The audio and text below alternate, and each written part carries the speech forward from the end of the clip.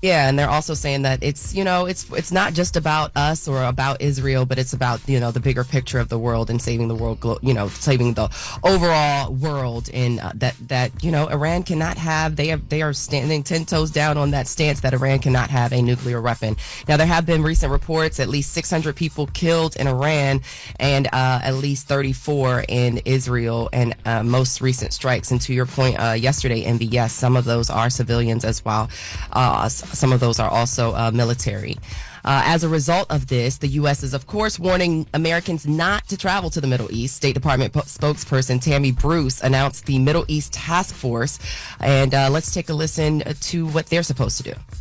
Not to travel to Israel or Iraq, and not to travel to Iran under any circumstances. The Department of State has established the Middle East Task Force to help coordinate support for U.S. citizens, our U.S. diplomatic missions, and personnel and diplomatic engagement. So Tammy Bruce says the Israel-Iran conflict is rapidly evolving. She called it a rapidly evolving situation. Bruce also said the State Department has set up that task force. She again reiterated President Trump's stance again and again that Iran cannot have a nuclear weapon.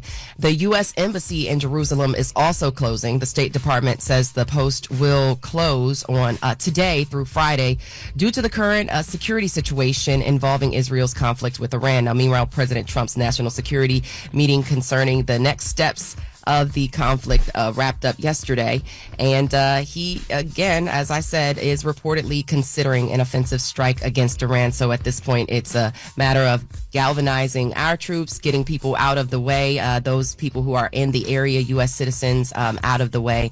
And we'll see what takes place as a result of President Trump's, I don't know if you would call it a threat, but he definitely is calling for Iran to have an unconditional surrender of their nuclear program. So I will keep you posted as to what happens with that. On the other side, at the 7 o'clock hour, as we're running out of time now, we'll discuss what members of Congress, how they feel about this. There is a bipartisan effort to stop the president's efforts to on that offensive strike. So we'll get into that.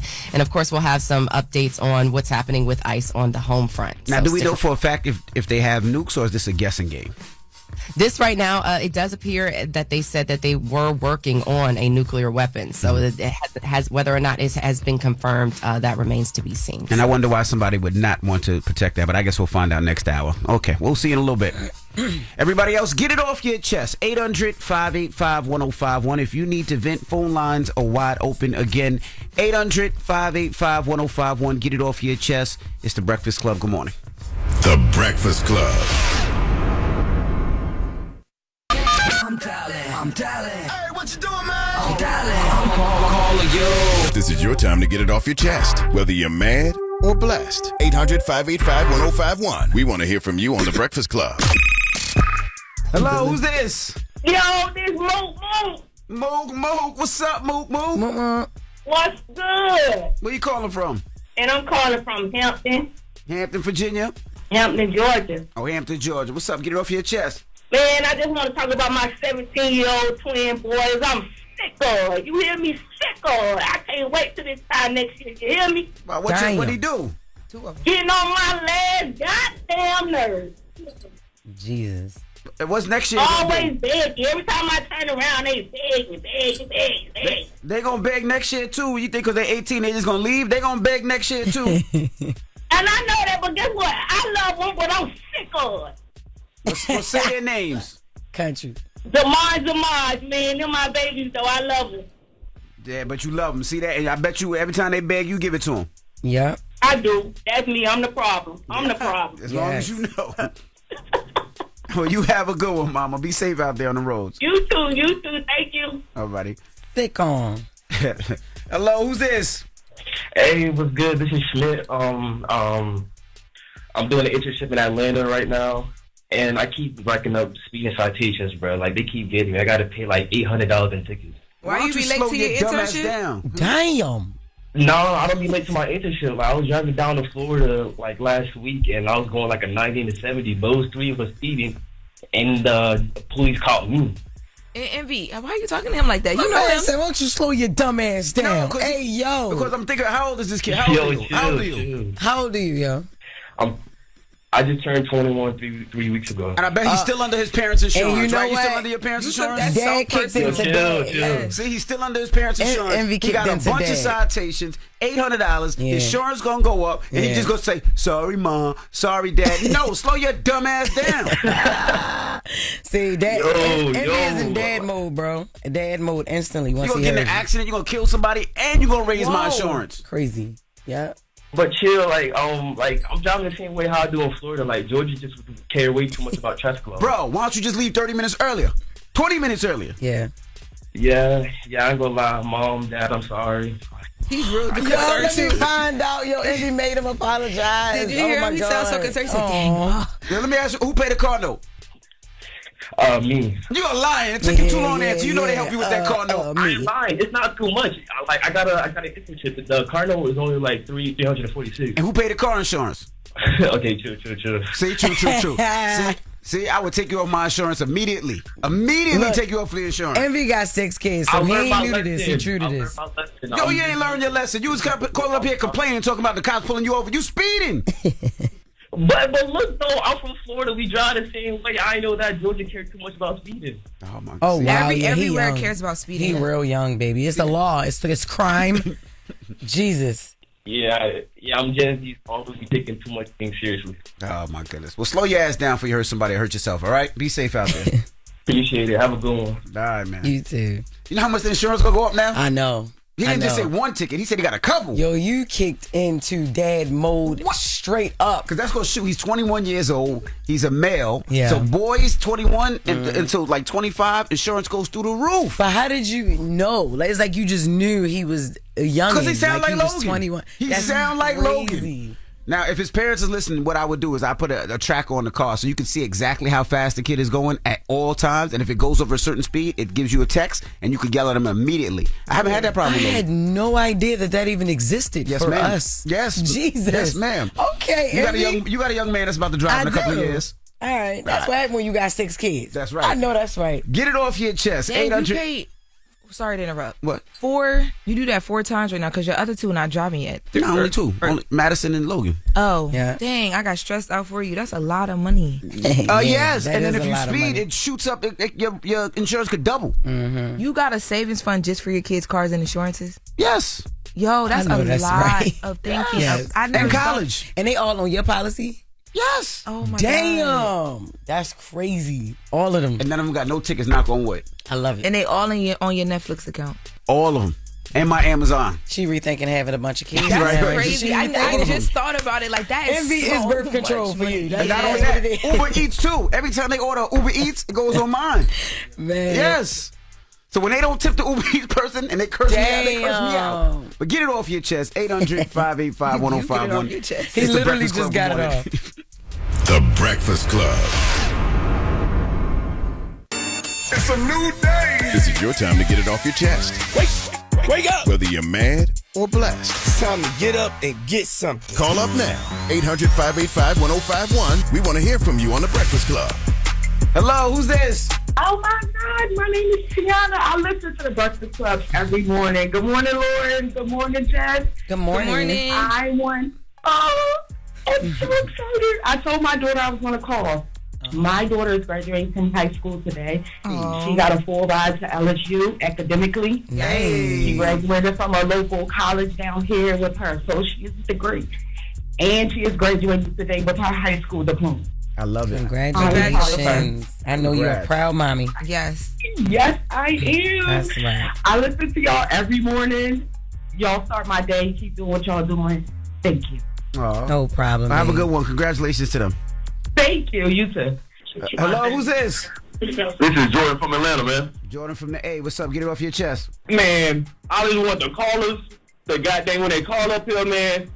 Call up there, I mean, keep that shit to a minimum, man. Man, folks be calling up there, want to tell you about their whole life story. Like the lady with the water at work that happened a couple of weeks ago. Then the cupcake guy. I'm so happy for the cupcake guy. His business and everything going up and getting the recognition. But, man, I've been trying to call up there since Biggie and Pac got shot, man. I just want to give my shout out, say that, man. Good morning to y'all. Y'all have a blessed day, and I'm out. Good morning. We over. We ain't that old. We ain't been on radio since Big and Podcast Shot. You and Charlamagne have been on radio since then. I haven't. No? Oh, dang, I thought y'all was on radio when that happened. No, I was in school. What kind of, like what, high school? College. Oh, okay. Dang. Why you was trying to call up here that long, though? Y'all had the same number this whole time? Right. Damn. Hello, who's this? What's happening, brother? It's Baby Boy. Baby Boy. What's up, Baby Boy? Good morning. Nah, I'm balling and chilling, man. I've been calling the last 2 days. I've been trying to politic with Jess. I love me some Jess, man. I've been calling to show you some love, Jess. How you doing? What's up, baby? I'm good. Thank you for the love.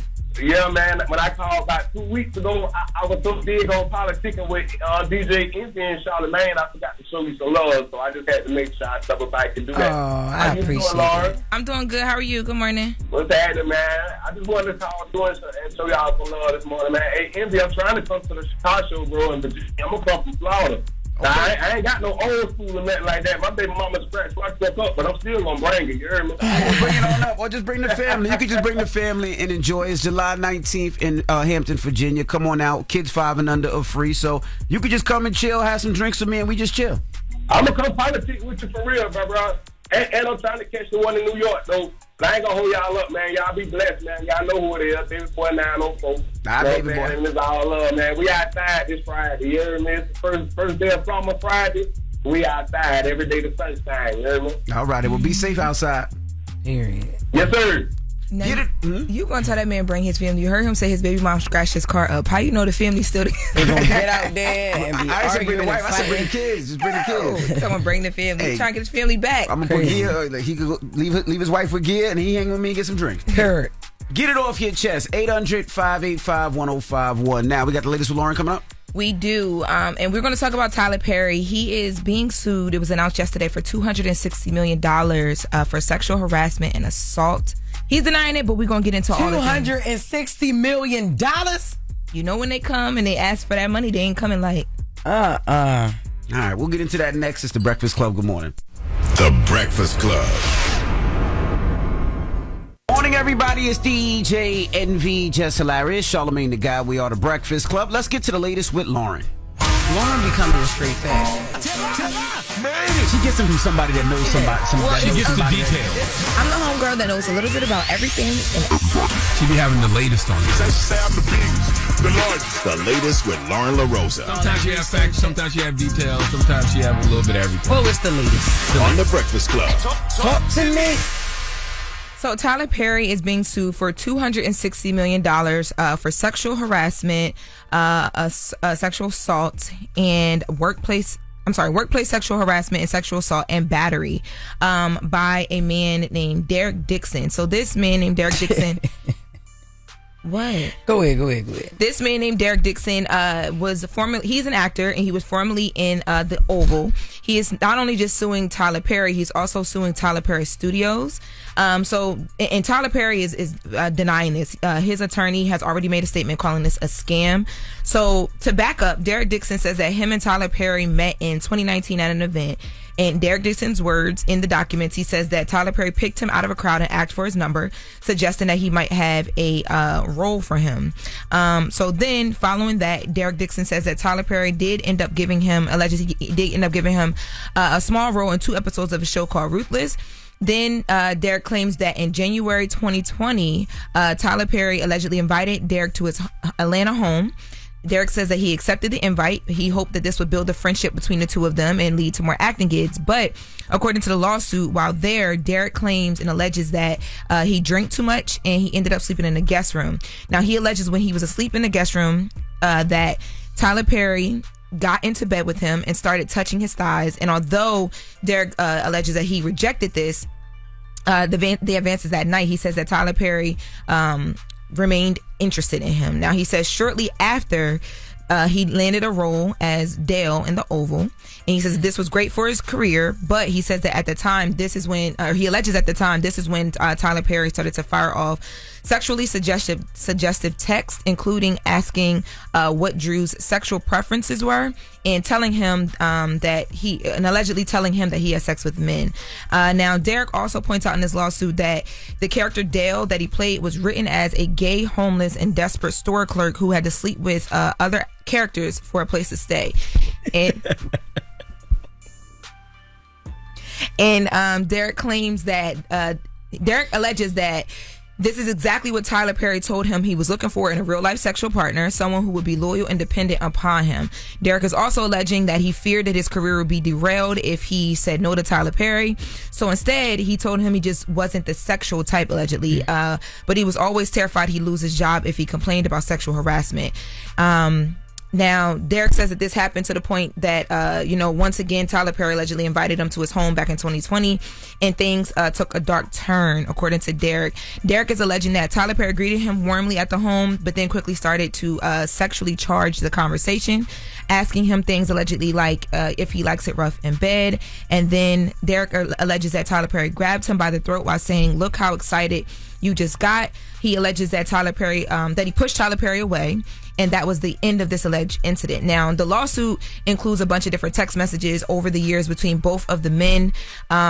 Most of the text messages that are included, he's trying to show that, or trying to allege that Tyler Perry is like sexually charging and bringing sex into the conversation and doing things that made him uncomfortable.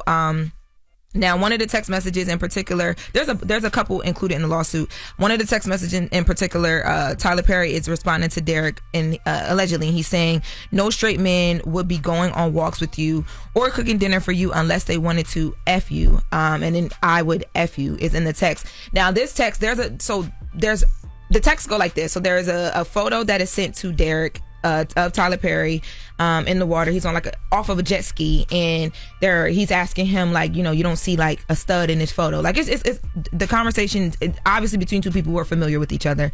And then there's another text message where Derek, I guess there was a photo posted or something like that, or maybe Tyler Perry received the photo of Derek walking with another guy, and he's texting him like, "Oh, I'm jealous, like who's in this photo," type of thing. And Derek is like, responding like, "Oh, it's just," he names the guy or whatever the case may be. There's another text message conversation where Tyler Perry is having a conversation allegedly with Derek about when are you going to be able to have sex without any guilt. And then there's like a whole like religious guilt conversation that they have as well. Yeah. But again, so who's the lawyer?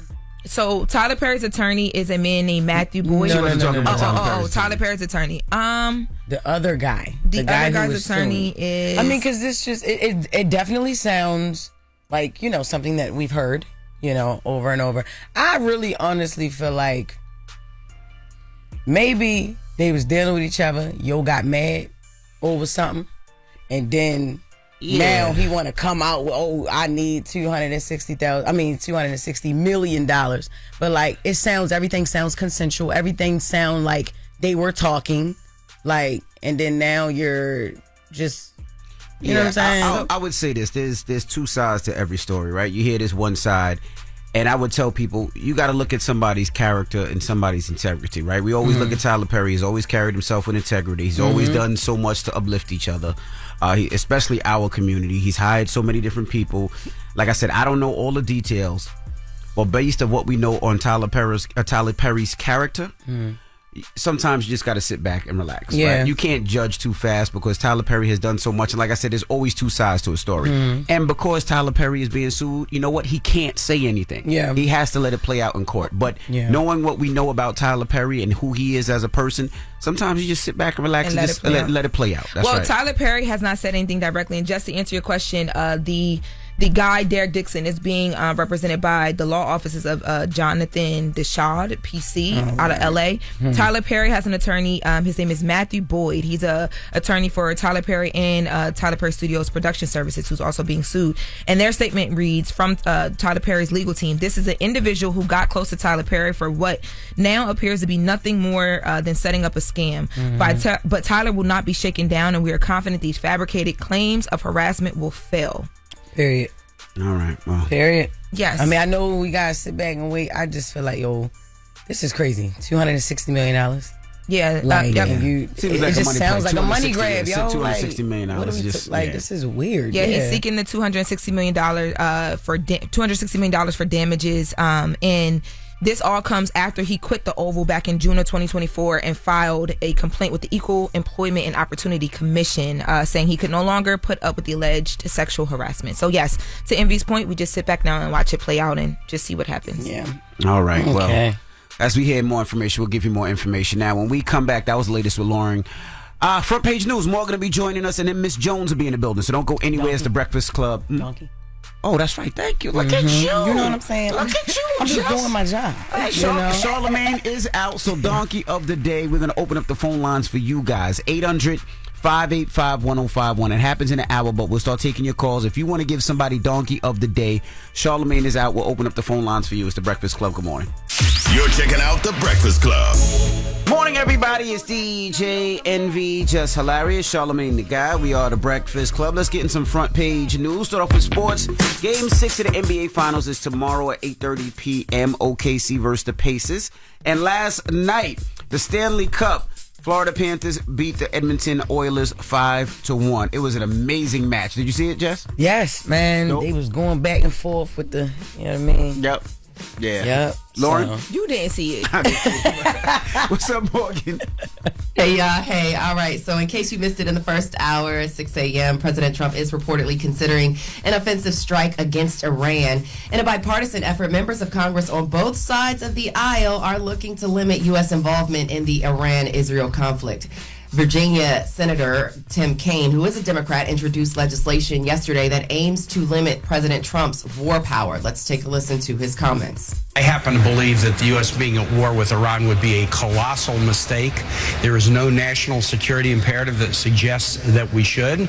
I support aid to enable Israel to defend itself, but this need not be a U.S. war. Those who are urging us on apparently have forgotten the lessons of the 20 years of war in the Middle East that caused so much heartache and damage in the region, but also in Virginia and all American states. So this legislation would keep the president from being able to use military force in Iran without Congress authorizing it. I think it is important to note that the power to declare war is vested in Congress. The Constitution, specifically Article 1, Section 8, grants Congress the sole authority to declare war. While the president is the commander-in-chief of armed forces, they cannot declare war independently, so they will need the help of Congress. Meanwhile, Republican Congressman Thomas Massie announced his plans to introduce a bipartisan war powers resolution. In a post on X, Massie says this is not our war, but if it were, Congress must decide such matters according to our Constitution. Democratic Congresswoman Alexandria Ocasio-Cortez indicated that she would support the resolution by responding to Massie's post saying signing on. Now, switching gears back to the home front, here on the home front, New York City Comptroller and mayoral candidate Brad Lander. He was arrested for allegedly obstructing an immigration hearing. Lander was handcuffed at the immigration court in Lower Manhattan yesterday as he was observing hearings involving possible deportations, which he has done a few times. Now, the video of the arrest shows Lander being pushed against a wall and handcuffed. Let's take a listen to that incident. I'm not obstructing. I'm standing right here in the hallway. I asked to see the judicial warrant. You're arresting the by asking for a judicial warrant. You don't have the authority to arrest U.S. citizens asking for a judicial warrant. So prior to his arrest, as you heard, Lander he was shouting to ICE agents to show him their warrants and badges as they were taking an immigrant into custody. Lander has been a big advocate for immigrants and is calling for more legal funding and resources for migrants who are arrested by ICE. He was later released by ICE hours after his arrest. Now, this comes, of course, just a week after California Senator Alex Padilla was also aggressively removed from a Homeland Security press event regarding just asking questions for their constituents and for their people about what's going on with ICE and how ICE raids are taking place. So New York Governor Kathy Hochul is condemning the arrest of New York City Comptroller Brad Lander, and she basically is saying, how dare they take an elected official who's been down there for weeks doing what he's been doing to escort people who are afraid to walk into the courthouse of the United States of America. So, moving on, and San Diego Congressman Mike Levin is responding to the president's calls for more immigration enforcement in large U.S. cities. Of course, this comes as Trump's administration is reportedly reversing its decision to halt immigration raids on undocumented workers in agriculture, hotels, and restaurants. Let's take a listen to San Diego Congressman Mike Levin's comments on immigration.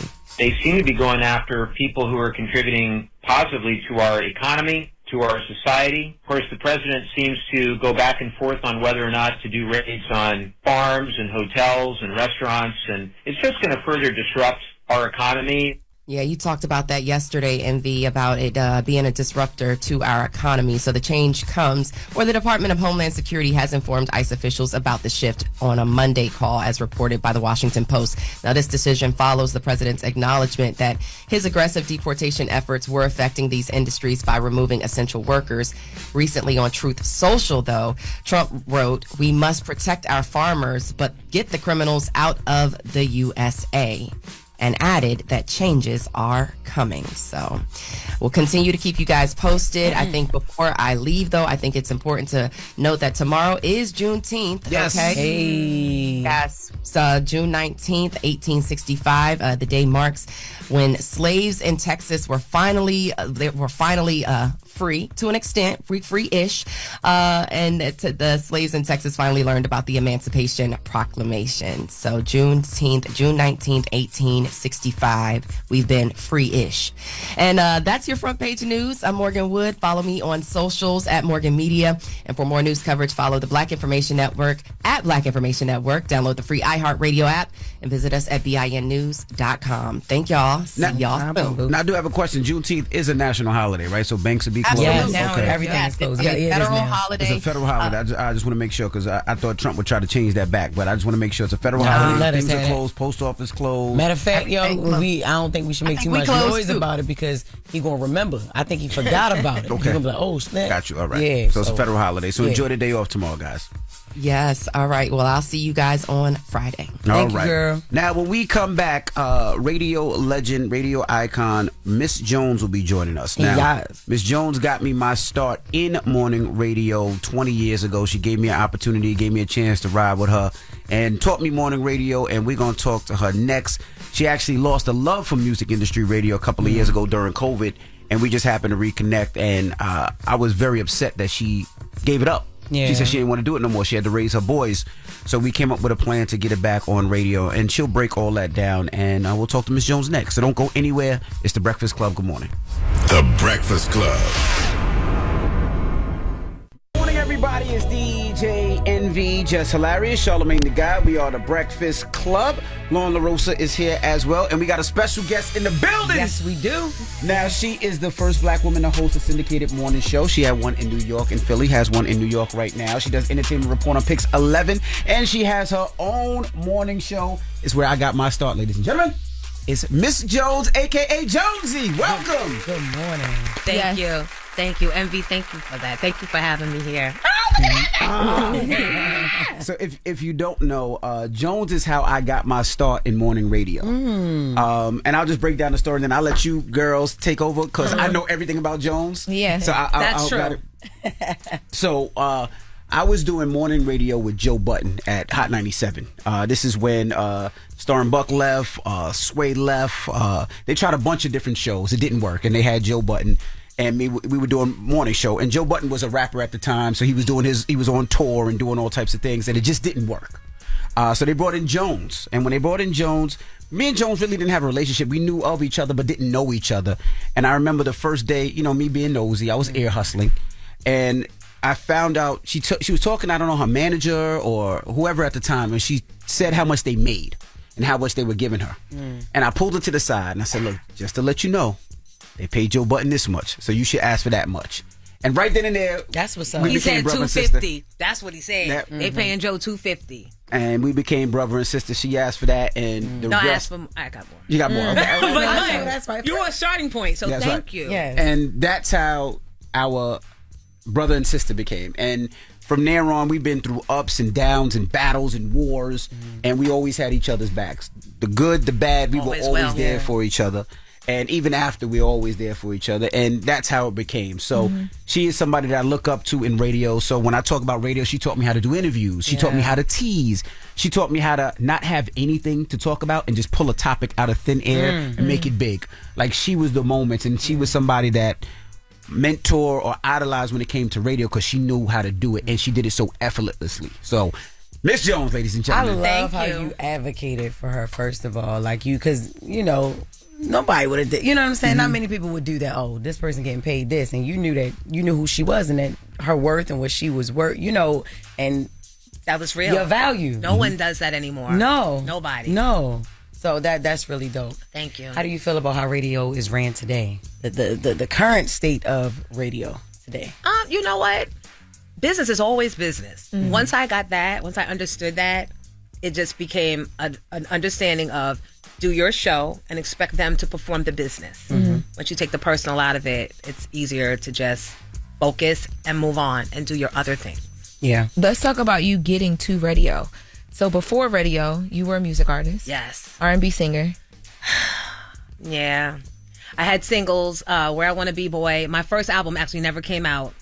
It wasn't until I left Stepson Records and got with Andre Harrell at Motown. It was going to be the new Motown. And then he got fired, and then it was just bringing an A&R, bringing a new... It was a mess. So I'm glad that when they asked me to do Weekends at Hot 97, although first I was like, radio, I'm going to be a big singer star. I don't got time. I'm glad I humored them because that wound up maintaining my lifestyle, which wasn't a huge lifestyle, but paying my bills because my mother died June 26th of 91, right after I got home from college. My dad died freshman year, so I had nothing. Wow. I had nothing, so I needed that little weekend job, and I didn't know I would wind up needing it to be my full-time job when they offered me morning. Now, Jones was the R&B singer. We're talking to Miss Jones. She was the R&B singer. Kind of like how Fab used to do the Clue mixtapes. She used to do the R&B version of that before Fab. So she would sing on the mixtapes. Whoever beat was out, she would kill it. And that's how Jones got popular. And she did with Ron G, legendary mixtape DJ Ron G. Yeah. That's amazing. I ain't never have an R&B mixtape. Like, oh, yeah. That was the start. And it's funny because once I did it, it started catching on. But I was just doing it for fun primarily because I love the beats and I always wanted to sing. I didn't want to necessarily be a rapper, but that was a good fusion and it was safe because I studied music. I thought I could sing. I know that people liked it, but hearing a mixtape on Jamaica Avenue in front of the Coliseum Mall was everything. You already made it when that happened. So what happened? Like, why aren't we... We could blame it on a lot of things. Now, I'm so glad I avoided the baby oil of it all. Right? Okay, yes. I'm glad Please. that I always wound up with labels that didn't necessarily have the resources. I was always with a small engine. And then when you have the other artists that have the bigger engines and maybe not necessarily the bigger talent or the bigger gifts, you lose. But I flipped it and I just stayed the course of radio, never knowing that would be my full-time thing and that from radio I would then go back to making records because last year I went back to music. I have a song called Calling All Ladies that was Grammy nominated. And this is the first time ever. Thank you. So, and I have a new single, Let's Play. It's the birthday song. Hopefully Envy will give it a spin or so. Now we'll get it on this morning. Yeah, he knows he is. Do you think Diddy took what you were doing back then? I know for a fact he did. You want me to tell the story? Please. Please. Yeah. So, if you remember, back then it was Mary J. Blige, and it was, before that it was like maybe Allison Williams, but she wasn't really a contender because she was a little more mature at her marketing. But back then it was Michelle A., Allison Williams, and Mary J. Blige was the new kid on the block. Michelle A. was from the West Coast, so she didn't really have the edge, the New York edge. Right. And then I came, and Ron G was my person, and Diddy was behind Mary. So Mary's first album, if you go back and listen, it was really all jazz R&B.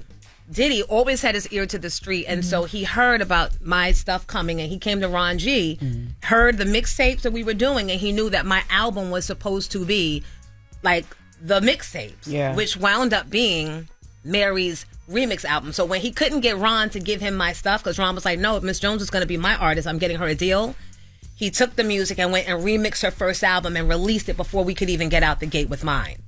So because he couldn't have you... Or not me. He wanted the music for Mary. Oh, good. He wanted the music from Ron G for Mary. So every song that was supposed to be mine, that's on the remix album. Right.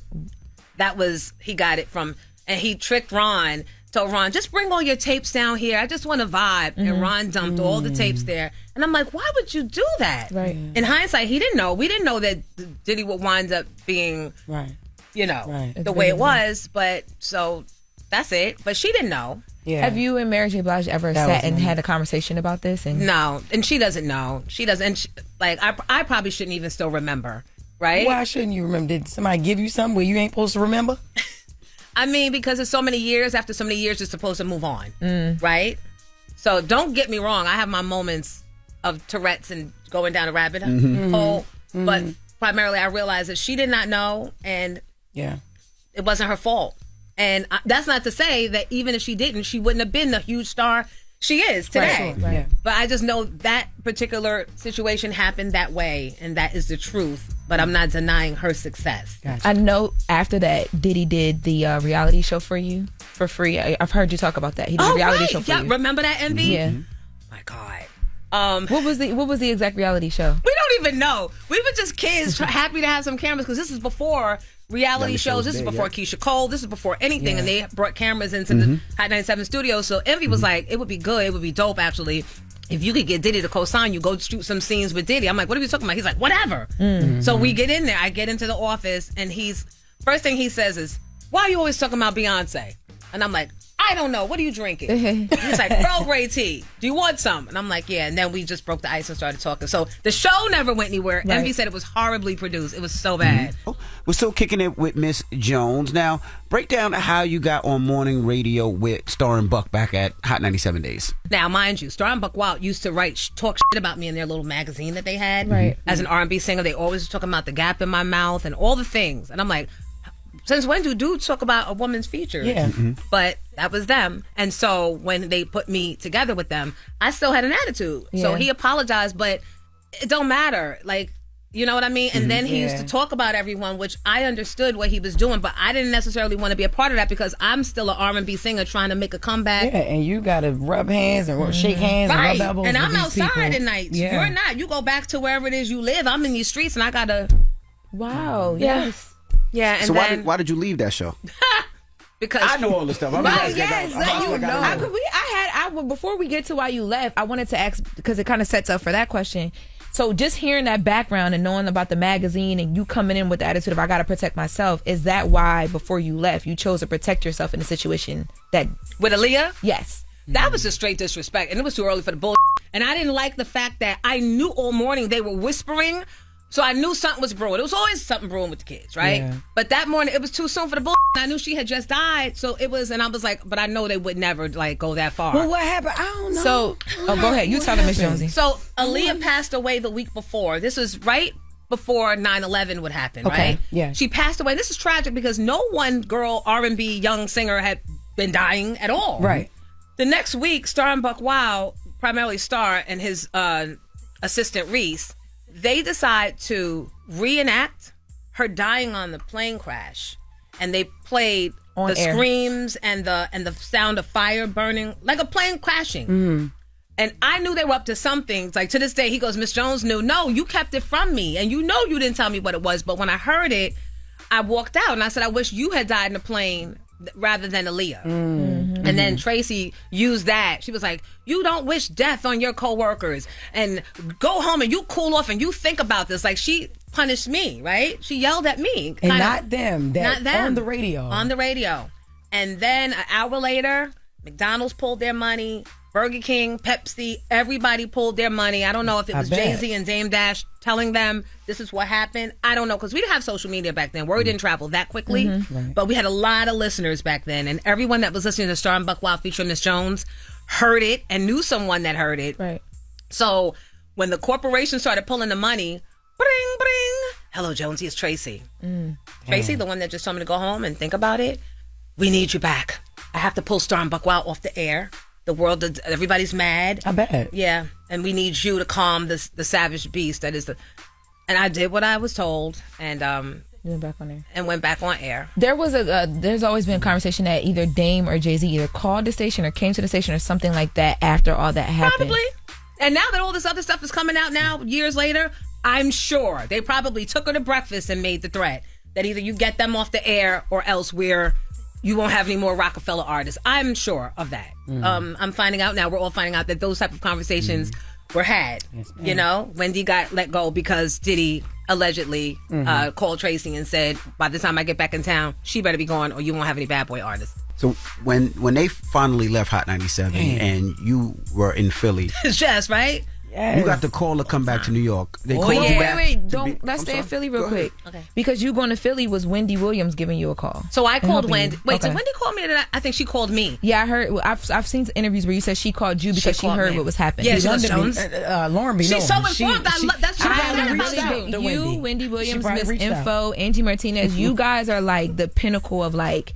If I could have a radio career all combined, it is that. you, sis. So I enjoy all your interviews, especially your Drink Champs interview. I've watched it a couple times. Thank you. Thank you for carrying the torch and getting in there and getting those stories because I pay attention to you too. I'll be like this, like, what, bitch, what? Thank you. I appreciate that. I appreciate you still having the love of it. So Wendy called Jones because she always had to sneak to call me because her husband Kevin, who later would try and have me murdered in front of Hot 97. That's a whole nother story, child. Hold up, damn. Yeah.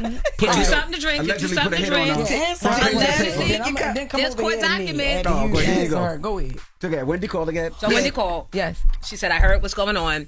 Call Golden Boy, who was then doing mornings or the PD for Power 99, and call Luscious Ice over at the Beat. I didn't know either of these people, but I needed a job, so I called.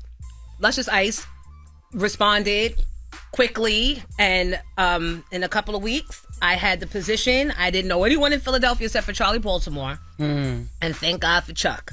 She took me under her wing. She sat in with me on my first week and introduced me to people, told me kind of where to party, where not to party, what to stay away from. And Derek Coleman, he from the Sixers, and we went to Syracuse together. He helped me find my apartment, and he just was being a real big brother to me when I got to Philadelphia. But it was very rewarding because when I got to that station, they were like number 50 in the ratings. They had no signal, and they had little resources. And I brought them to number 3 in 3 months. Wow. So for me, that was proclaiming. It was liberation. You know what I mean? It was because I still had the hurt of, did I mean that little to the Star and Buck Wild show that they think that they could just throw me out? And then I'm like, wait, maybe I ain't.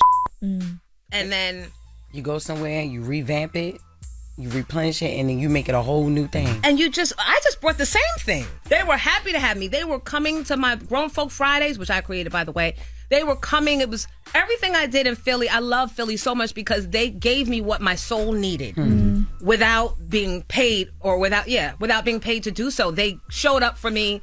And at that time in my life, they gave me the confidence I needed to stand in being the only woman doing morning radios like that. And then it was so gratifying when Hot 97 had to call me back to save that ass. So now we get back to New York. Or Jess, you want to ask her about the front page with Yeah, so somebody tried to have you killed? Oh, Kevin, Wendy Williams' husband. Allegedly. Okay. According to the court documents, I'll say. Okay, yes. Break it down. Allegedly. Break it down, allegedly. Kevin never liked me and Wendy's friendship. And I think it's because when Wendy introduced me to Kevin when she very first met him, he and I were sitting in the car together because she had gone in the store to get some gum. And we had a conversation, and I told him to take care of my friend. And he goes, no, when she makes it, I'm going to make it. I'm going to take care of her. I didn't like that. What you mean when she becomes a star, you're going to be right there? I didn't like that. And maybe it was harmless. Right. But no, it's not, because look how it ended up. It's not harmless. So I knew Kevin didn't want her having any parts of me. And I guess it got to the point, because I wasn't backing down at that point. She would start saying slick stuff about me on air, and I would start saying stuff back. For many years, I did nothing. But I was tired of being a punk-ass bitch. And so I started saying stuff back, and he wanted to silence me. And so in the court documents, when their intern, Nicole, I think was her name. Nicole, yep. Sued them. She came out and testified that he attempted to have a murder plot placed on Miss Jones. Now, 3 years ago, when me and Wendy Williams reunited, I think this was 2022 or 2022, she told me, she goes, oh, as far as Kev trying to have you murdered, he was just playing. He didn't mean it. But that doesn't mean he didn't say it. And that doesn't mean that someone who is trying to be in his graces, we see people now shooting and killing people because they think they're doing something in the spirit of, I got her. So how you playing? How you shooting? How do you feel right now about the thing? Did y'all catch that? No, I ain't catch it was so regular. I had to. Yeah, thanks, Jess. Thank you. Because I almost missed it. You said it so regularly. How you killing me? How you killing me? Oh my God. All right, we got more with Jonesy, Miss Jones. When we come back, don't move. It's the Breakfast Club. Good morning. By myself, or if I was with somebody else, you don't understand. So make the people say yeah, yeah. I can put you in a log cabin somewhere in Aspen. Girl, ain't nothing to the pain, ain't tricking if you got it, what you asking for. Put you in a mansion somewhere in Wisconsin. Like I said, ain't nothing to the pain, we can change the last name, what's happening? Cause you look so good, tell me why you wanna work here. I put you on the front page of a King magazine, but you gon' get yourself hurt here. Hey, baby, I brought you in the back just to have a conversation. Really think you need some ventilation. Let's talk about you and me. Oh, I can't believe it. Ooh, she all on me. Morning, everybody. It's DJ NV, Jess Hilarious, Charlamagne the Guy. We are the Breakfast Club. Loren LoRosa is here as well. We're still talking to Miss Jones, radio personality, singer. She's on Pix 11. So now, you know, when Jones goes back to Philly, leaves Hot 97, I was mad because I'm like, how's she just going to leave us in Philly? Yeah. We've been doing this show for 3-4 years, and I was mad at Jones. And I don't think I spoke to Jones for like 2 years, 3 years, right? I didn't know you were mad at me. We didn't speak maybe for 5 years. No, Envy, that's not true. It had to be longer than that. We didn't speak for a minute. No, we were talking. We didn't talk personally. I had no idea you were mad because I thought I did invite you to come to Philly, and you said you had money in the clubs. So I thought I was coming. I thought we was gang. Yeah. So she eyed y'all deuces and left. So I was always mad. I'm like, damn. So I had to start over. But I'm so so didn't really sorry. speak. Wait. No, bring it back. Rewind. I'm sorry because I wanted you. Maybe I didn't come to you directly. Maybe I knew I couldn't afford you. So maybe I asked somebody in the team, do you think I should ask Envy because he's not going to come? I can't afford to pay him. But I thought I did it for free. When COVID hit, I haven't spoken to Jones, and you was watching the OWN network. You and your wife, and I did not know this. Jack and Jill mom called and said, I had no idea you're Miss Jones because I had created a new life for myself. Wow. Once I got fired in Philly the last time, I couldn't mess around anymore. So I separated myself from the industry. I couldn't listen to radio. It made me bleed to hear radio industry stuff at all. Nothing. I changed my name. I started using my married name just so that no one could trace Miss Jones back to me and that my kids would have a shame-free upbringing. You know? I'm mad at that. Yeah. So I was not doing that. So one of my Jack and Jill moms, shout out to Jack and Jill of America, called and said, I didn't know that was you. And I said, what are you talking about? And then she said, there's a program on OWN. DJ Envy, his wife, just said that were it not for you giving her husband a start in radio, he wouldn't be where he is. And I broke down crying because I hadn't spoken or heard from him in years. And I was angry because I felt like he's doing well. The other co-hosts, everybody's doing well. They started on my show and no one has reached out a hand to even see if my kids had Christmas, if everybody was doing okay or nothing. I was upset. But that gave me to get outside of my ego to pick up the phone and call and say, hey, can we talk? And he was like, hey, Jones. He was very... Yeah. You were very... Yeah. Yeah. Oh, you gonna make me crying here. You gonna make me cry too. So I can't look at it now. So during COVID, she was telling me what she was going through. She left the industry. She didn't want to do radio anymore. Yeah. She was fine just being a mom. She had two boys. And I'm like, nah, B. I'm like, I don't think you understand what you bring. So I said, this is what we're gonna do. Let's create a reunion show. We use my platform to push it. And I guarantee you a program director will call you. Didn't I say that? You did. And then what happened in a couple of months? You're not even crying. I'm crying. Girl, what? Yes. I'm crying. I'm crying. I know the alone. I mean, we don't know your height of it, me and Jess, but like, you know what it's like to be dealing with something. And being alone and feeling alone, and I felt so alone all the time that I became numb to it. Just felt like it was always going to be me and just me Everybody alone. crying in here tonight. Yeah, Right, especially man. because in this, I think people look at you. It's like you had a career. People think you're doing well. You just don't know what people But are some going through. people think that you're so resilient that she's not back because she doesn't choose to be back. Look at her. Yeah. She's out there being football mom, wrestling mom, PTA mom. She doesn't want to come back into the industry. And God bless her because the industry is poison. Not knowing, I would have enjoyed, having a stable check. Yeah. And I was sick and I had multiple more surgeries with the tumor.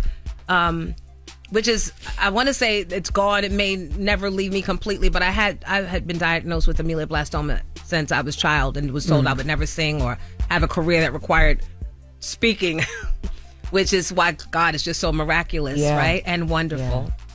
But can I talk about the surveys? yes. This is what made me cry. Okay. Cause this me up. So for Jones to make money, she would do surveys. She'd go home, put on a wig, and do the survey again. Then go home, put on another wig, and do the survey again. Wait. So she would wear 3 different That might be wigs to fraud. get paid to do. Wait. Oh, sorry. Don't go blowing up the spot. But you had as a your fraud. baby at this point, But- right? You had to right. feed your baby. Yeah. Damn. Look, he's learning So the you stuff would now. get paid Oh, he for- crying too. We all in here crying. I'm not going down after all of this time and I'm back. We'll bail you out. wow. So she would do Girl. these surveys to pay the bills and to pay the Yeah. rent and to get food, and she would change the wigs. Envy. Was like, nah, But this gotta stop. although it's humor in it and, now or whatever, but like, you were doing what you could do to take care of your baby Well, and to pay your bills. right, but Just that There's a feeling. little- That's Girl, part of that yes, I story. do. I just wanted, for me, my kids did not ask to be born to me. Yeah. So why should they have to suffer and go without what their classmates have because of my reckless mouth or poor decisions? So you have to do what you have to do. Right. And those surveys, real talk, I still do. Stupid. Joe, when I have time. You stupid. They're so easy. They just want your opinion on, do you like this freshener or do you like that one? It's easy money. Oh my And God. This is crazy. Oh my God. So listen, so if we start doing a podcast, Right. and within about 3 weeks she gets a call, right? Somebody, a program director from down south, offers her a job. And she goes, Envy, what should I do? I said, you should wait. And she goes, why are they going to give me a deal? This, that, and the other. I said, you're not from down there. This is your town. This is where you're from. I said, somebody from New York is going to call you. She was like, you think? Another month later, you got the call from New York. And it took about a good year and a half of me meeting with Skip and Chris to convince them that the Jonesy that they're hearing about or the Jonesy that they once knew that was doing shock jock stuff has matured, has children, has reasons to not come and destroy your radio station, sir, and say reckless stuff to cause us all lose our jobs, right? And ultimately, that really was who I had grown into. Yeah. I had grown up. I had grown up. Hi, Rowan. And so it was, I felt like for me, because the radio station dropped on my birthday, Yes. that's me and God's thing. He knows when he does things on my birthday. Yeah. Oh, that's for me. So I hung in there. I did get discouraged along the course of the way because it was just taking so long. A lot of women, and maybe men too, we're so used to fighting and things not happening that we're always waiting for the other shoe to drop. Yeah. But I'm so thankful, I guess, that I had nothing to lose and everything to gain by humbling myself and letting it happen in their time and in God's time. Because here I am, and now I feel like God is moving me up so quickly. Because I did do a lot of work when I was home. Like, I got into the scripture, and I would write down my pastor, Darius Daniels. I would write down everything. And so I could apply it whenever I was faced with a challenge. Because I don't want to go back to being hothead Tarsha. I want to, right? And so I was doing the work, and I was applying the work. And even now, I listen to the scripture every morning on my drive into the block. Because I don't want the listeners that God has blessed me with again to be tortured or tormented with some that I'm going through, right? Because it's bigger than me, right? Yeah. And so there's always work to be done. Yeah. It never stops. I'm just thankful that I'm able to sit here with you and you and you. Girl. And Charlamagne, you're here in spirit. But thank you for allowing me in y'all's house. Because I never imagined. I thought it was over. I thought I was going to be Jalen and Che's mom And I was happy being that. Yeah. Right? But as my kids grew older, they had needs. So I'm glad I'm in position now to meet the needs. We're still talking to Miss Jones, radio personality, singer. She's on Pix 11. Jess. When did you meet Miss Knowles?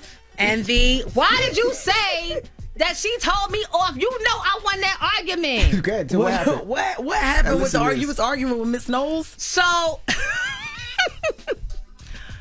Beyonce, it was a Friday afternoon, and the staff was trying to rush me out. You still here, Jonesy? We always would leave Friday. Same thing as now. Right. Friday, where am I? Outta here. Gone. Most of the time, I wasn't even coming in. I'm at the Borgata. I wasn't gonna, did I tell you that? You I did. Casino. Yeah. I said if Jones is winning at the Borgata, she's not coming. I ain't coming to work if I win. Monday. She'd be like, Andy, I feel tell weak. him I'm sick. I hear bing, bing, bing, bing, bing, bing, bing, bing, bing. But on that day, I was there. I didn't know Beyonce was coming up. So Michael Sean, the comedian on our show at the time, he happened to be downstairs because his routine was to go down after the show and smoke. Okay. So he said he sees a whole, like, Secret Service, black SUVs pull up, and all of a sudden, doors fling open, and blonde hair is just blowing in the wind, and these long, beautiful, elongated legs step out of the SUV. And he's like, Jonesy. So he runs back in the building to let me know that Beyonce, who we have been joking on, laughing on, I mean, because we always play too much. We didn't have anything personal against her, and it was really nothing So it was ever never to be beef. No. Okay. I was just being stupid, right? And I was being paid to be stupid and to mind people's business. And if you ever want me to stop minding your business, you have to pay me a separation fee. Yes. So she came upstairs and she went to hug me. But being stupid, I was like, I don't hug. I have newborns at home or whatever. That's something stupid just to be extra. I didn't know she was going to be Love on Top. I was going to say, what era of Beyonce is this? What song? Give us a song. Beyonce was popping from the coochie of Tina Knowles. Hey, y'all, not from the coochie. From the coochie. All right, but what era was this? It didn't matter. Was this Say My Name? What was this? Ring the Alarm? She's a solo artist. Okay, so she Beyonce. So she's Beyonce. And you told Beyonce, girl, I got kids at home, don't touch me. Don't touch me, don't hug me. I got kids at home. No, I didn't say it like that. I was like, she went in for the hug and I did the stiff arm. And she was like, I'm Beyonce. And I was like, nice to meet you. And nice to meet you too. And she walked on to the studio to do her voice work. Here come that damn Tina Knowles. Yeah, I like how you keep my daughter's name in your mouth all the time. This is in public. It's in front of everybody now. Everybody, I'm there. It's in the hallway. Okay, and now I'm going to continue to keep it, and now I'm going to add yours to the list. You need to worry about that red Joker lipstick making you look like the damn Joker. What? You said that to Miss I Tina? did. Yes. You still feel like that? I absolutely feel like Jonesy said that back No, I believe her. I was there. She did. But you just said that with so much conviction. I just wanted to know if, like, where we at right now with Miss Tina and Beyonce. she was reenacting what she did. You know what I mean? Yeah, the thespian came out. But no, I didn't have a problem with Beyonce back then, despite all the parody songs, all the things. Yeah. We were like kids being let loose in the fun house. You remember when MC Hammer came? And you wasn't there that day? I wasn't there. And you said, be careful? Yep, I warned you. So I made What fun the of hell MC Hammer. happened with MC Hammer? First of all, because I heard he be this was a getting long down time. with the I get didn't down know back MC in the Hammer day. was a he's gangster about from it. Oakland. Absolutely. Right? I heard, you see the dance. Can't touch this. Yes. So this is when interviews were live. Like really live. Oh. So when he landed, he was on his way to the station. Jones was in the casino. Of course. So she didn't come that day. Winning. So me and Michael Sean was making fun of him. But like, Hammer's coming. What you gonna say? Can't touch this. Like, Hammer, what happened? I got to pray. Like, we were making fun of him. Hammer's in the cab listening to himself be clowned because he's thinking he's coming for love, a great interview, and it's New York. Who wants to be clowned in New York? And he's never expecting. Right. So he gets to the station. Man. Him and an older gentleman come inside, closes the door, stands at the door, says, I'm here to test a coward's heart. Ooh. I don't even know what that means. Right. I was like, what that mean? He says, I'm here to y'all up. Talk that shit in front of me. Now, at that point, he's not letting us out. Yeah. He's not letting us out. So what you start doing, dancing? What? I was nervous. No. You joked again. You was like, can't touch this. And started dipping and dodging away from him. He playing around. Yep. And then Mike Sean starts going in with his type of comedy. And then somebody called Ebro. Ebro came from the Bay Area, and he had a relationship with Hammer. But it got so real. Like, I think Hammer started sweating and was in their face, like when you talking and spitting out. Yeah. Oh, yeah. And then, had it not been for Ebro saying, chill, Hammer, Yes. Yeah. They would have had to squabble. And Ebro called me and said, look, I don't know if you know, but Ham is real. And that guy, the old guy you got, probably got a gun in his bag right there. Yeah. So he was like, at the time I used to carry my little 2.2. Yes, he said, so those little 2 bullets ain't gonna do nothing. So just know, leave Hammer alone. And I was scared. That was probably my scariest interview after that. I was like, Hammer's about to us up. So he was the original Birdman, my nigga. Yes, he was. Damn. Yeah. Yes, Hammer Put it was on the original perspective, yeah. Yes. Yeah. So and your ass at the casino. doubling down on a hard 4 or something. Split the 4s or something. I do want to ask last question. You were in Biggie's video. One More Chance. One More Chance. How was that video? That was very, very special because everyone didn't get invited to be in it. And I was one of the girls whose records may not have been the biggest, but they invited me because Shorty was ill. And everybody was showing up and everyone was being regular. Like nobody was being nasty. Everyone came with love and excitement because we didn't even hear the song. Diddy wouldn't let anybody hear. And the only song that was out was the remix. So all night before, I'm practicing in the mirror to the remix, not knowing that wasn't going to be the one.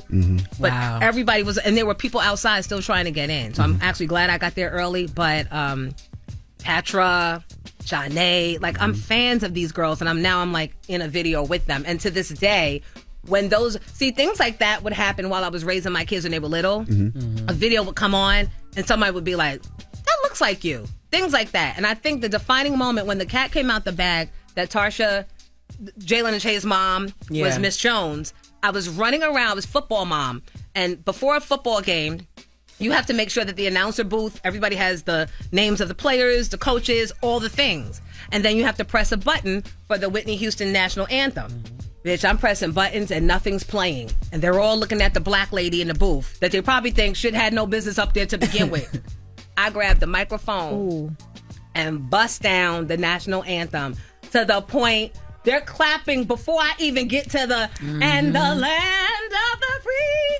And my sons, they're looking, they're like, Jalen, that's your mom? And I'm like, I'm home. And at that moment, they're like, you're somebody. You know, white folks start Googling. Oh, yeah. They start Googling. And the gig was up. She The killed jig that. and the gig, they both were up at that point, and I couldn't hide. And then I was like, maybe I'm not supposed to. Maybe I need to figure out, some things. And I wanted to sing. I just didn't want to be back in the industry. So I started singing with a little band, and that fulfilled me. And then that and my little surveys. Yes. The money from singing in the band and the surveys, we were good. We were balling. I appreciate you so much. You can check her on Pix 11 on Thursdays. And now I have a TV talk show special on Pix 11. Hey, what is that on?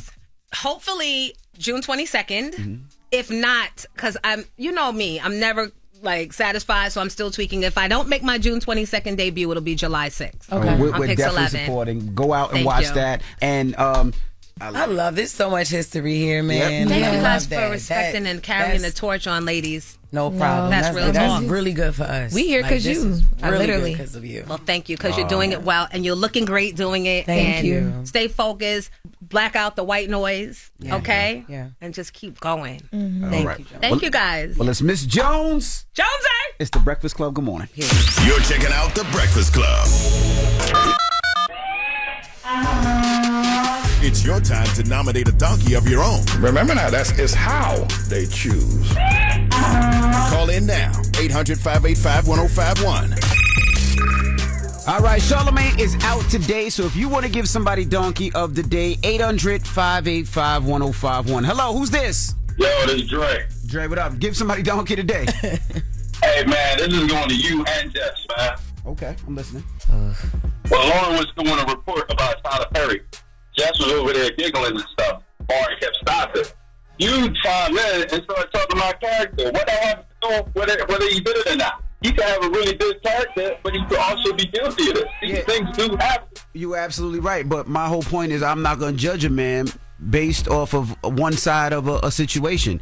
I know Tyler Perry's character, and based on his character, I'm going to give him the benefit of the doubt until we hear more information. I'm just not going to crucify a man, especially that somebody has done so much for our community. I don't know if he's guilty or not, but me personally, I'm not going to crucify the brother until I hear his side of things. You can, if you want. That's your opinion. And that's and all your you decision. literally said. Just sit back and let everything. But no one said to crucify him, but when you start talking about character, that's all you talked about. Yeah, so now that supersedes what this guy said, kind of like when Diddy was indicted, and until the casket tape came out, everybody was just like, whatever. I don't think he did it. Why would he do that? No, nobody said Diddy's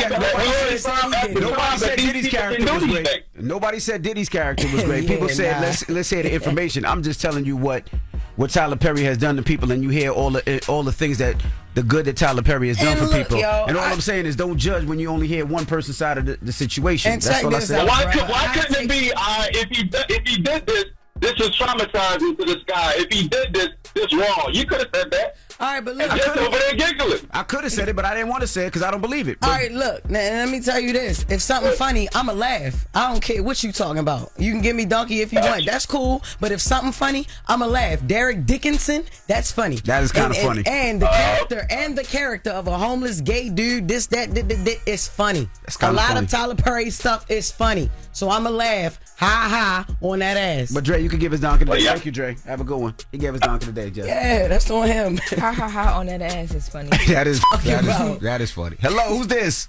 My name is Keisha. Hey, Keisha. Who you want to give donkey today to? I want to give donkey to my ex-boyfriend. Why? He cheated on me with a gay man. Ha on that ass. That's crazy. What a transition. Oh my God. What a transition. I'm so sorry. I don't know what I did wrong. I'm sorry, Mama. Oh no, it wasn't you. You didn't do anything wrong. Maybe that's been where he wanted to be, and he could be bi. To be honest with you, he could just be bi because they exist. That's very true. But he should have gave you that choice. He definitely need donkey today because he should have gave you that choice. You're right. I'm sorry about that. Yeah. So I caught him on the Jack app. The Jack app?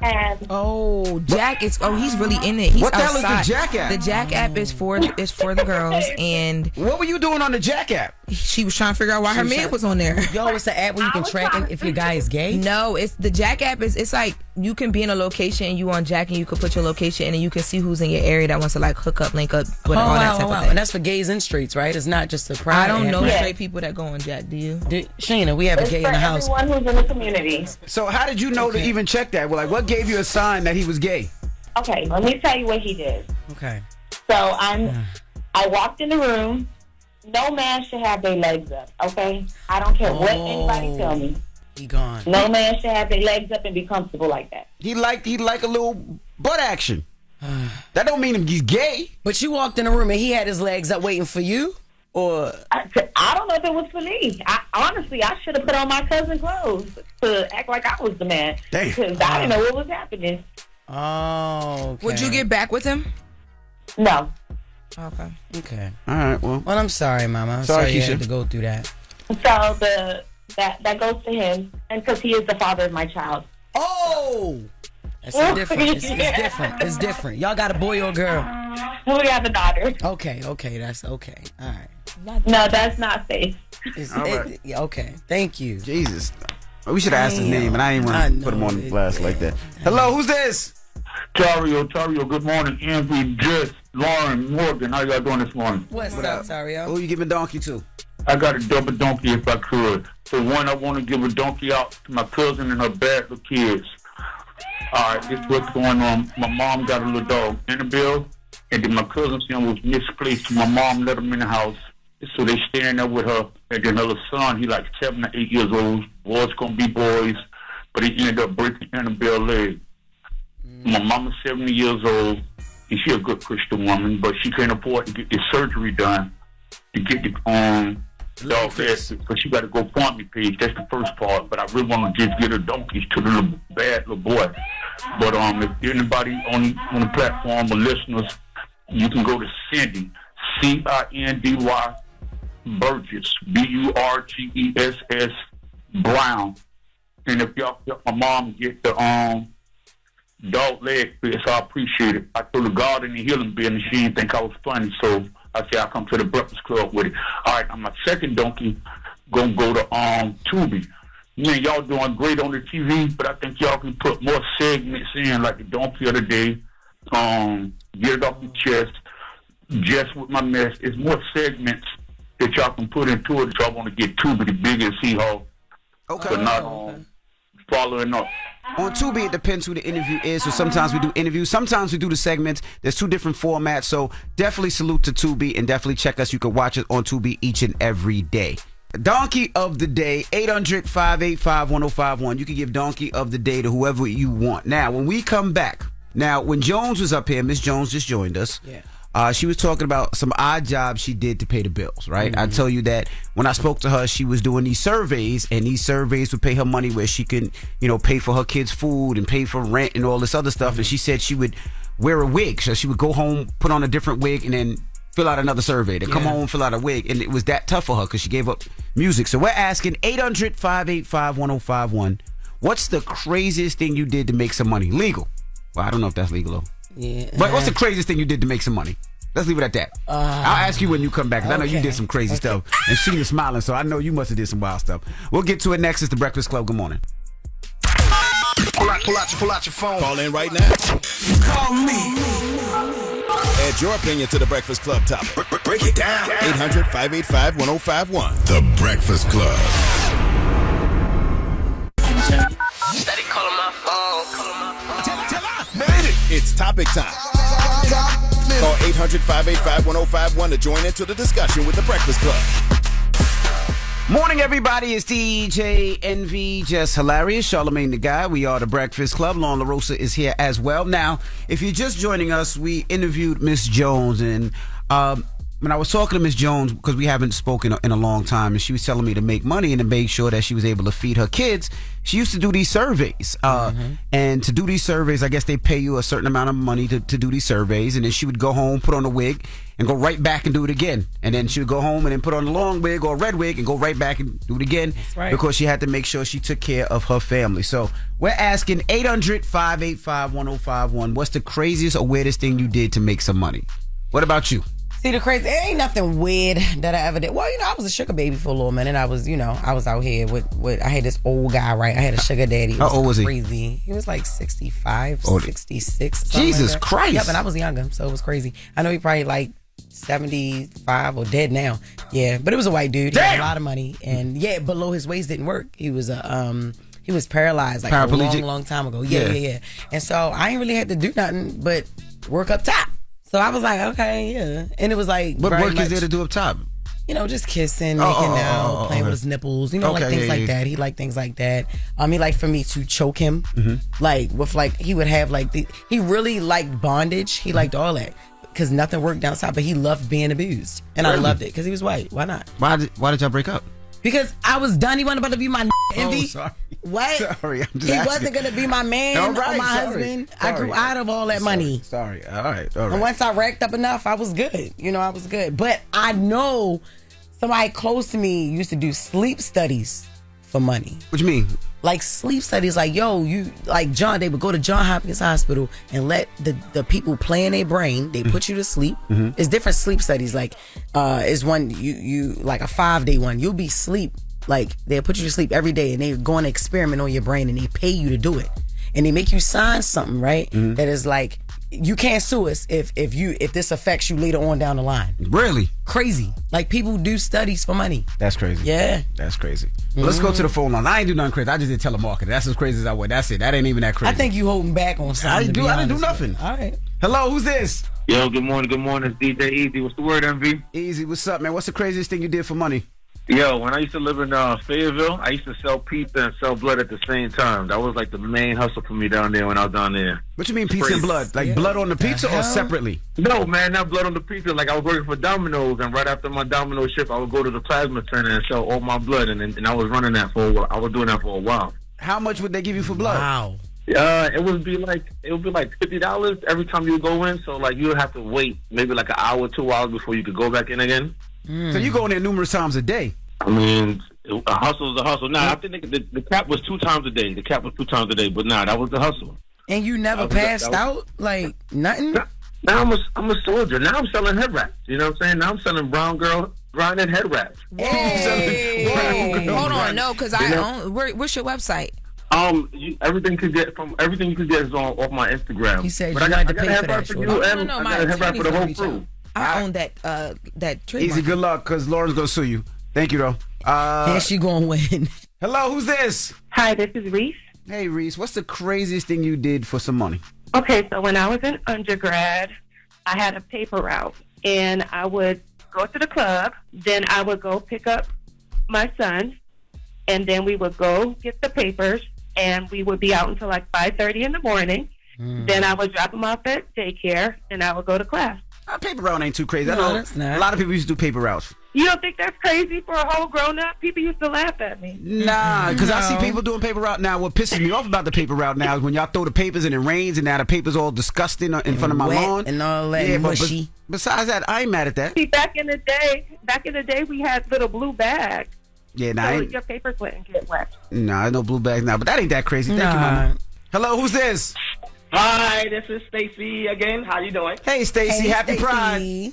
Oh my God, here we go. Okay, so wait, real quick. So I always been like a hustler. Like I always been about my money, even when I was little. So I grew up in Brownsville. I don't know if y'all know about Brownsville, but everybody knows that you don't go in that neighborhood if you don't live there. I used to put up flyers in a building. I used to go to the store called People Choice. I used to pack bags there. They used to pay us to put flyers in the building.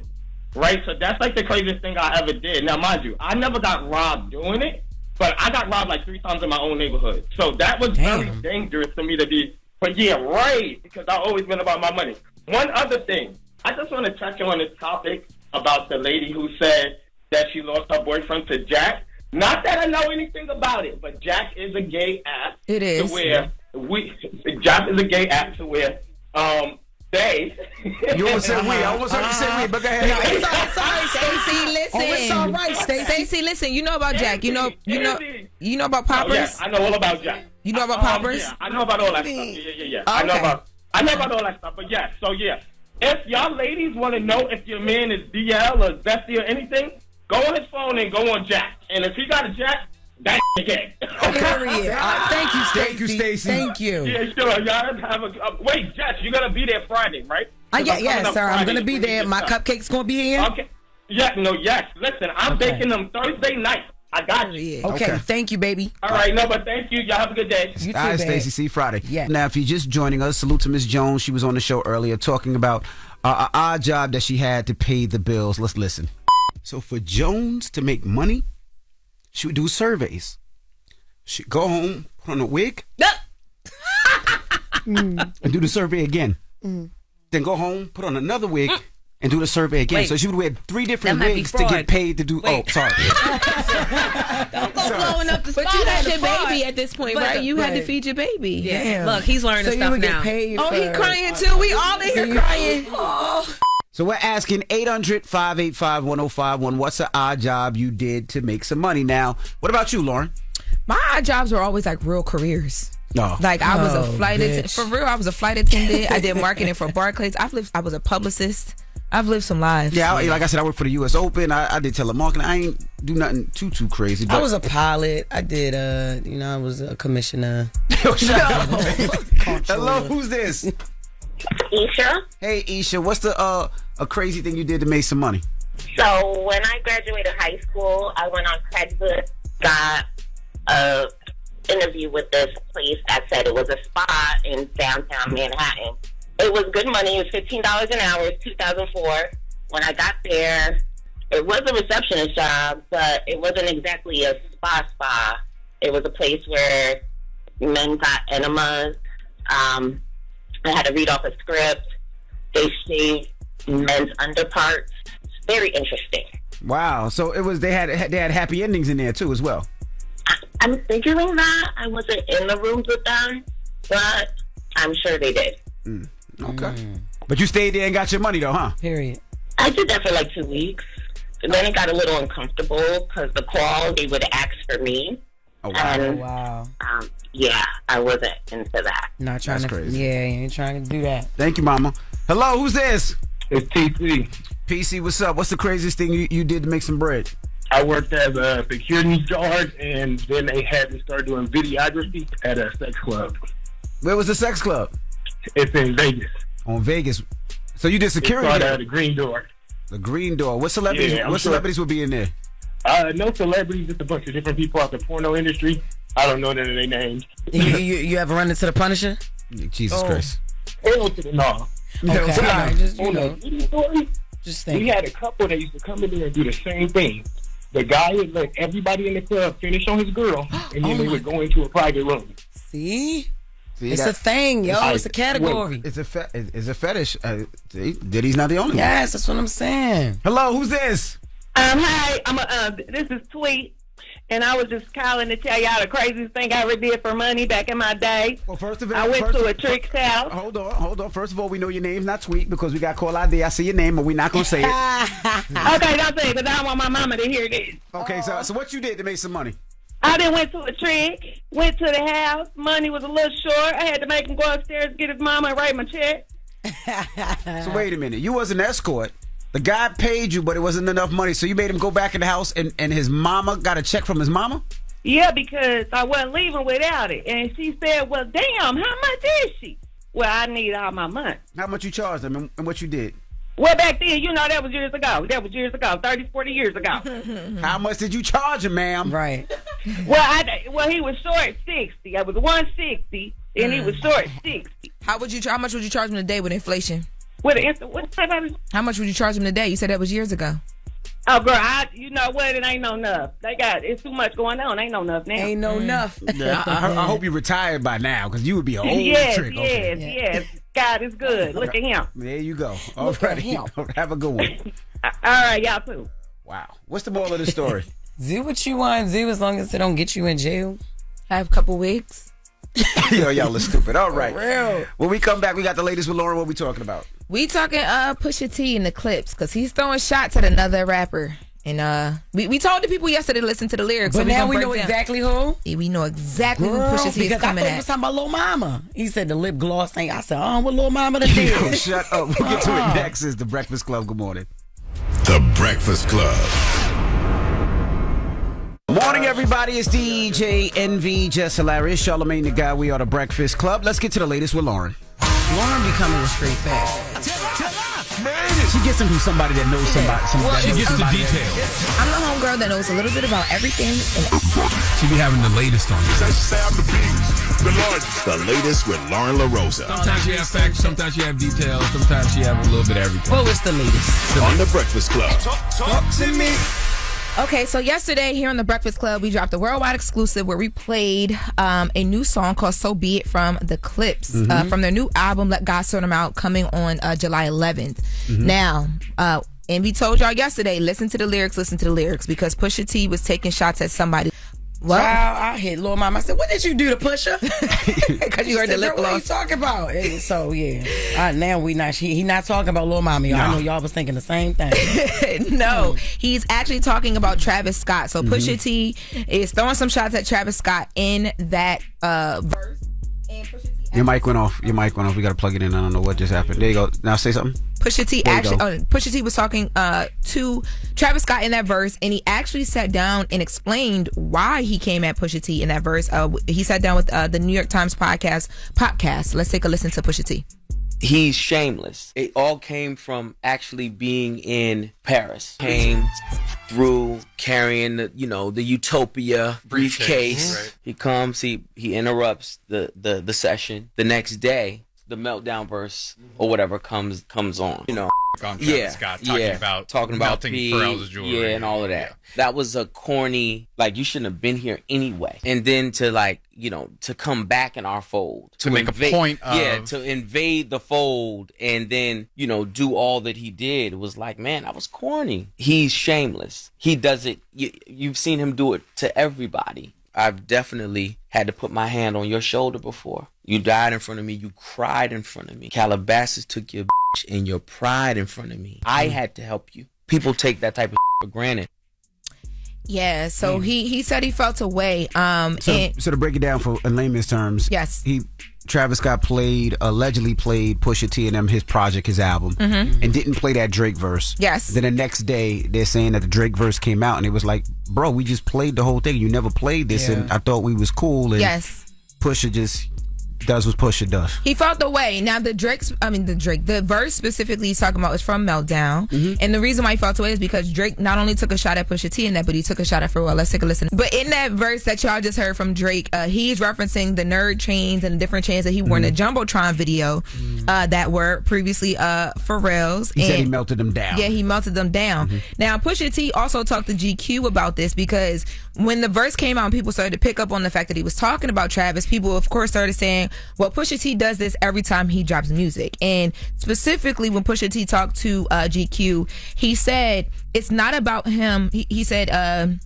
it's not about him trying to do things for shop value. He said for the last couple of years, he's only been wearing clothes. I don't bother nobody. But he said it's like, people go out of their way and then you do something like Meltdown and you bring it to our house where you play it for Pharrell, you play it for me and my brother. Him and Malice were in the LV studio headquarters and y'all leave off a verse and then it's like basically like you're playing in our face type of thing. So we don't bother y'all, don't bother us, and don't bring that home. Like he said, I got away from Kanye, I got away from all the goofy things that y'all indulge yourselves in, but when it comes to you firing at my camp, I don't take it lightly. And I think go ahead. And I also think there was an old way of doing stuff, right? The old way of doing stuff was when you clap back at somebody, you clap back on your own album and your own project. You didn't step out of your realm to do it. And that's what I think is doing it, because it brings anticipation to the album, the project. And now what? I can't wait to hear the whole album. Yeah. 100%. Because he's shooting. Oh, yeah, he's definitely shooting. Do we have our next clip in for the next story? Yes. Okay, great. Ooh, God is good. So this just happened. So Angie Martinez, she has her In Real Life podcast. Shout out to Angie Martinez. Yes, that airs on her YouTube channel, her Angie Martinez YouTube channel. And today at noon Eastern Standard Time, she's going to be dropping a interview with Angela Simmons.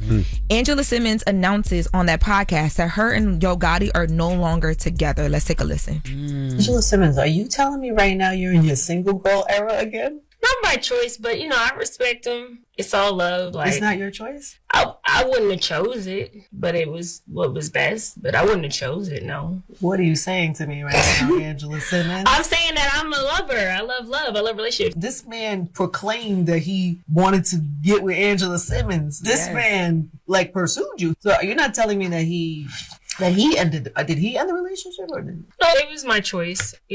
I had to make a decision. Was there heartbreak involved? Yeah. It is hard. I feel like for me with relationships, because I get really invested. When I'm in love, I'm in love. Which means I'm staying with you. But yeah, my feelings, it didn't feel good to not do it, to not be with him. Damn, yo. I know. So they broke up? Yes. And again, that interview. Did you call Angie Moore and ask if she wanted that part put out there, or did you just steal it like you stole everything else? Oh, no. Angie Martinez is an icon. Not that the clips are not, but you handled that differently than you handle Angie Martinez. Just making sure. I did make the calls to, maybe not even her, but to who I need to talk to make sure that, this was a fair, they knew what was happening, giving people a heads up. Because don't let Angie come out of retirement and have to give two-piece shoot. I'm just going to let you know that. She will come up paying two-piece shoot if she comes out of retirement. No. We do things correctly here at the latest with Loren LoRosa and the Breakfast Club. Okay, Okay, just making sure. But make sure you guys go and listen to that interview in full, because there have been these cryptic things that have been happening, right? Angela Simmons had posted, "I want what wants me in life in all areas, what flows, what goes to her Instagram, and people were like, wait, are they broken up? Yo Gotti took a trip to, I believe it was London, he took a trip to, and we didn't see her. Y'all know they always together, and they're like, wait, did they break up? So now she's actually sitting down and talking about it, and I think a lot of us were so happy for them, right? Yeah, like that. Yo, he had a crush on her. He chased her, like he wanted her, and she finally gave him a chance. And then, what happened? Oh no, we don't even know what happened, do we? We got to find out on the. Is it going to be on the interview, the full interview on Angie Martinez YouTube? You have to watch to see. I have heard Shut some your mouth. rumblings, but we won't get into it here. But the rumblings. Yeah, we'll hear. Oh, what's where you're crazy? When you hear the word rumblings, oh yeah, we'll watch the interview and then we'll come back. I said we're done. It's over. I got no more. Lauren will go too far sometimes, so you gotta pull her back. Got to reel her back in. Thank you. All right, now that was the latest with Lauren. Paul McCartney birthday. So name a Paul McCartney song. Come on, Envy. You always the one with him and Michael Jackson. The damn girl is mine, or the doggone girl is mine. Ain't that Paul McCartney? That and Michael is Jackson? Paul. Yes, it yeah, is Paul there we McCartney. go. You thought she didn't know? I didn't think she knew, but that's an easy one for Michael Jackson. All right, now when we come back, we got the People's Choice Mix. It's the Breakfast Club. Good morning. Wake up. You're locked into the Breakfast Club. Good morning, everybody. It's DJ Envy, Jess Hilarious, Charlamagne the Guy. We are the Breakfast Club. Now, tomorrow, Juneteenth.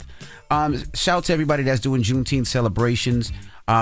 Loren and myself will be hosting a panel at the American Dream Mall in Jersey. Yes, sir. And then tomorrow afternoon, I'm going to Queens, Roy Wilkins Park in Queens. They're having a huge celebration. They're expecting like 8,000 to 10,000 people. It's all free, so come on out.